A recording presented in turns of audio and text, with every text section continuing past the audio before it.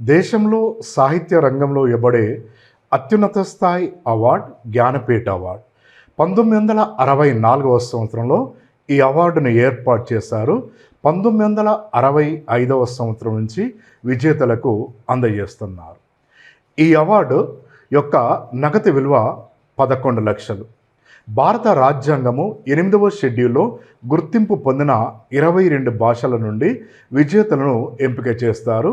2013వ సంవత్సరం నుంచి ఇంగ్లీష్ భాషలో రచన చేసిన రచయితకు కూడా ఈ అవార్డు అందజేయడంతో 23 భాషల్లో రచనలు చేసిన రచయిత లేదా రచయిత్రికి ప్రతి సంవత్సరము ఒకరిని విజేతగా ఎంపిక చేస్తారు.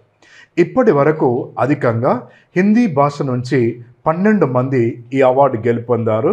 రెండవ స్థానంలో కన్నడ భాష నుంచి 8 మంది మరియు 8 మంది మహిళా రచయితలు ఈ అవార్డు గెలుపొందారు. 2025వ సంవత్సరము జ్ఞానపీఠ్ అవార్డు యొక్క విజేతను 2026 మార్చి నెల 14 రోజున ప్రొఫెసర్ ప్రతిభా రే కమిటీ నేతృత్వంలో విజేతను ఎంపిక చేశారు. వరుస క్రమంలో 60వ విజేత తమిళ రచయిత వైరముత్తు రామస్వామి. ఇతడు తమిళ సాహిత్యంలో 37కు పైగా పుస్తకాలు రచించినందుకు గాను మరియు తమిళ భాష నుంచి ఈ అవార్డు గెలుపొందిన 3వ రచయిత ఇతను. Please subscribe.